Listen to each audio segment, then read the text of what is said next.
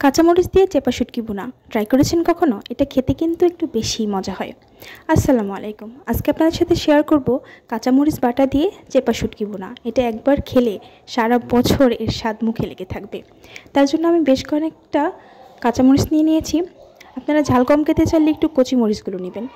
চাপ দিলে যেটা শব্দ হবে না সেটা কিন্তু কচি। এখন আমি সামান্য অল্প পানি দিয়ে কাঁচামরিচগুলোকে সিদ্ধ করে নেব। খুব বেশি পানি দেওয়া যাবে না, বেশি পানি দিলে কাঁচামরিচের কালারটা নষ্ট হয়ে যাবে। এখন ভালো করে নেড়ে চেড়ে পানিটা শুকিয়ে নিলাম।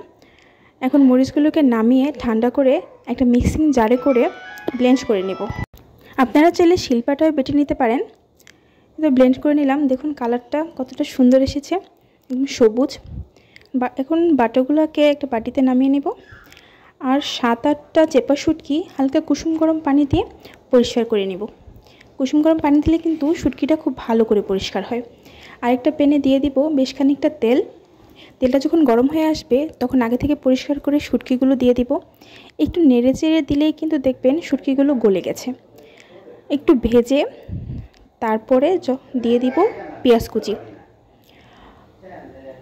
পেঁয়াজগুলো কিন্তু একটু মোটা করে কাটবেন, এতে করে পেঁয়াজগুলো গলে যাবে না, শুটকি ভুনার টেস্টটা খুব ভালো আসবে। এখন ভালো করে নেড়েচেড়ে দিতে হবে যাতে করে নিচে পোড়া না লেগে যায়, যেহেতু শুটকি আছে সাথে। যখন পেঁয়াজগুলো ব্রাউন কালার হয়ে আসবে তখন দিয়ে দিব 1/2 টেবিল চামচ আদা রসুন বাটা। আদা রসুন বাটাটা দিয়ে আরেকটু নেড়েচেড়ে দিতে হবে যাতে কাঁচা গন্ধটা চলে যায়।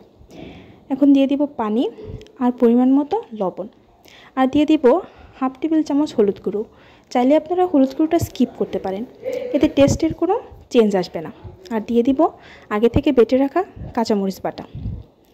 এখন ভালো করে মিশিয়ে নেব। রান্নাটা হতে কিন্তু খুব বেশি সময় লাগে না।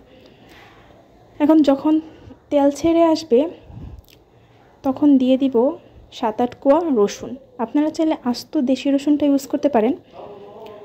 এই রসুনটার কারণে কিন্তু টেস্টটা অনেক বেশি বেড়ে যায়। এই তো এখন ভালো করে মিশিয়ে নিলাম। 2-3 মিনিট একটু নেড়ে চেড়ে জাস্ট নামিয়ে নিব। আমার রেসিপিটা যদি ভালো লাগে তাহলে অবশ্যই বাসায় ট্রাই করবেন।